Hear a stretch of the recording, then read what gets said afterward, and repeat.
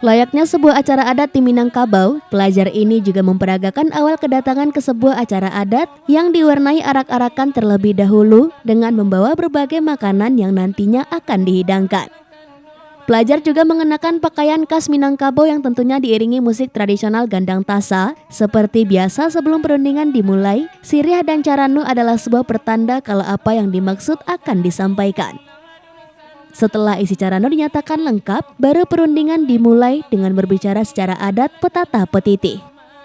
Kali ini perundingan mengenai cara meantat tando atau bertukar cincin perkawinan dan perundingan tentang pengangkatan penghulu adat atau datua. Sebagian besar pelajar menyenangi kegiatan tersebut karena mereka itulah yang akan mewarisi tradisi tersebut nantinya, dan selama kegiatan mereka didampingi oleh Lembaga Kerapatan Adat Alam Minangkabau yang ada di Pariaman.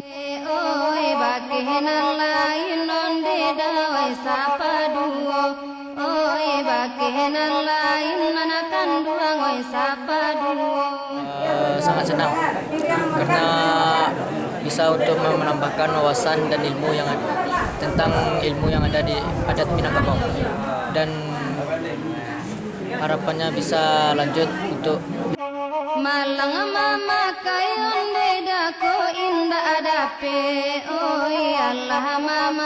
Selain menjadi bagian dari kurikulum Merdeka, Kepala SMA 5 Pariaman Jaslidar berharap pelajar bisa mencintai adat budaya mereka sendiri.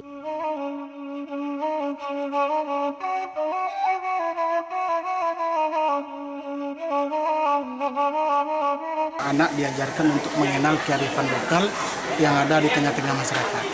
Khususnya hari ini kita mengajarkan kepada anak-anak bagaimana tata cara mantan tando dan tata cara batagak penghulu di kaum suku Mendeliang, yang salah satu sampel yang kita berikan kepada anak-anak.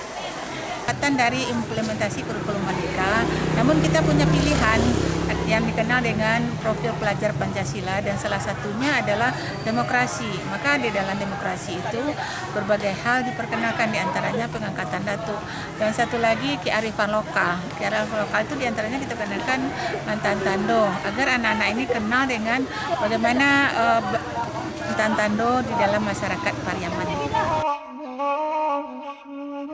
Dari Pariaman, Sumatera Barat, Eka Agus Priyadi, iNews melaporkan.